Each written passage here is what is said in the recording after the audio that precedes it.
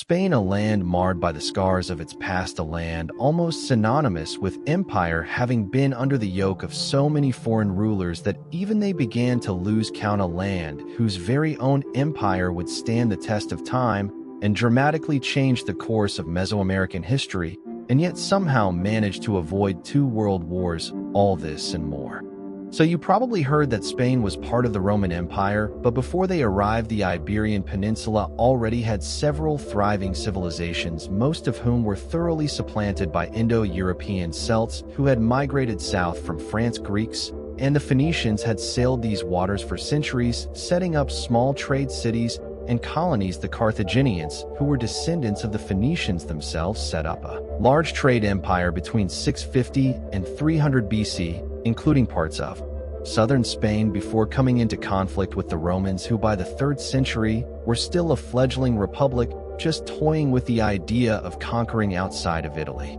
This all changed with the Punic Wars, in which Rome came out on top with a slim victory over the Carthaginians' leader Hannibal. The people of Roman Spain became thoroughly Romanized, a process accelerated by immigration from other parts of the empire. Roman law, religion, and the language became thoroughly entrenched into society and culture, because when in Rome, I guess Hispania fell to various Germanic and nomadic invaders in the 5th century, competing for land and dominance. The Suebi, Vandal, and Alan carved short-lived kingdoms for themselves before being completely overrun by the Visigoths in 587. The Visigoth king Reconquista was converted from an Arian Christian to a Roman Catholic, with the rest of his kingdom soon to follow. The Visigoths fought for power and control in the region, with the Byzantines, remnants of the old Roman Empire, in the east, and also got pushed out of most of southern Gaul by the Franks. But they did manage to consolidate their hold on the whole of Iberia, save for the Basque region, by the year 624. But Visigothic Spain was soon to be facing a new enemy, 4,000 kilometers away in Medina, where from 622 the birth of Islam began to spread through the conquest of Muhammad and the Rashidun Caliphate. The empire was further expanded into previously Byzantine holdings in Africa with remarkable efficiency and speed under the Umayyad dynasty. In 711, a Berber army crossed the Straits of Gibraltar and conquered the fractured Visigoths, slowly invading further north, halted only by their defeat by the Franks at the Battle of Tours and the Spaniards at the Battle of Covadonga. The Umayyad dynasty's collapse at the hands of the Abbasids allowed one Umayyad fugitive to claim the Spanish lands for himself, first as the Emirate, and then the Caliphate of Córdoba, also called the Al-Andalus. It is around the 800s and 900s that a centuries-long process called the Reconquista began, in which Spanish Christians warred against the Muslims with the goal of driving them out of Spain. The Spaniards and the Portuguese saw the Muslims as outsiders both in culture and religion, and very, very little integration happened between the two classes. The Reconquista saw the Christian domains in the north increase in size, and the southern Muslim kingdoms fracture into the Taifa states until the Almohads united them again. In the 12th century, the Almohads put what would be the last nail on Muslim Spain's coffin when they implemented a strict kill or convert decree throughout their domains, causing a mass exodus of Jews and Christians from Córdoba into the northern Christian kingdoms. A crusade was led against the Almohads from 1212 to 1250 by an alliance of Spanish kingdoms, driving the Moors to a land known as the Granada. Castile and Aragon, two of the most powerful kingdom in Hispania, united with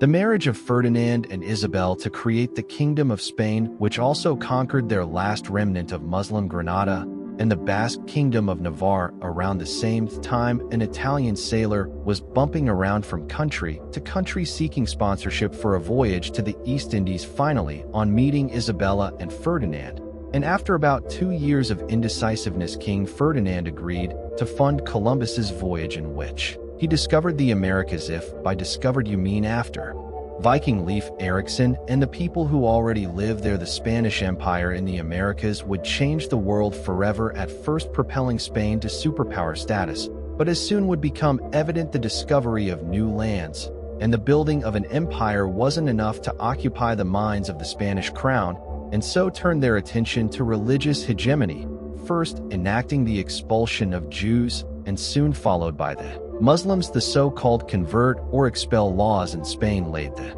foundations of the Spanish Inquisition. Because nobody expects the Spanish Inquisition, this period of Spanish history is notoriously bloody. Even by European standards, the Habsburgs had cemented their claim on Spain as soon as they could by marrying into the Spanish family. The Habsburgs ruled over large swathes of Europe in a concerted and somewhat neurotic attempt to keep inheritance within the family, and they were notorious for their high degree of inbreeding. Habsburg Spain was also a political failure, drowning in inflation from an influx of American raw materials. Constant warfare and piracy took its toll on the empire, which lost its early lead for dominance in Europe to France, Britain, and Russia. The Habsburgs lost their hold on Spain after the War of Spanish Succession, in which a French house, the House of Bourbon, took over the Spanish crown. During the Napoleonic Wars in the 19th century, the Spanish army found themselves ill-prepared, as they had funneled their entire war treasury in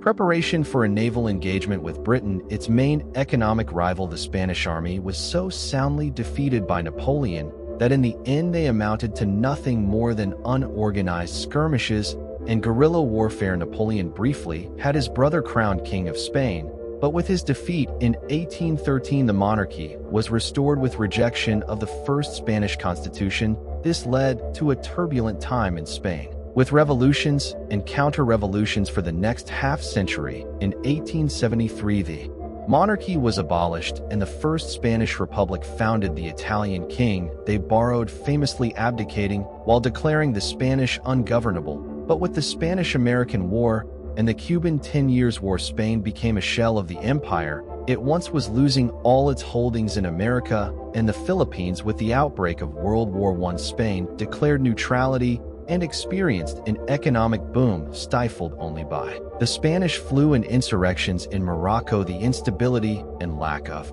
centralized control would eventually lead to the Spanish Civil War between competing factions of nationalists and Republicans who split the nation in two. The Civil War is a long and grueling topic that has such complex motives and ideologies, not unlike those happening in the rest of Europe in the 1900s. So complex, in fact, that it deserves its own video, which is why you should go to my friend over at Feature History, who has made just that, Francisco Franco, and his dictatorship, which presided over the Second World War, created what we now call nationalist Spain, an ideology not unlike fascist Italy and Nazi Germany, conceding, however, the official neutrality of Spain during the war. With his death in 1975, he decreed the restoration of the monarchy with full autocratic powers, but was overruled in King Juan Carlos's decision to seek a constitutional monarchy for the Kingdom. Spain joined the European Union in 1986, which helped stabilize the economy and industry in the new government. The boom in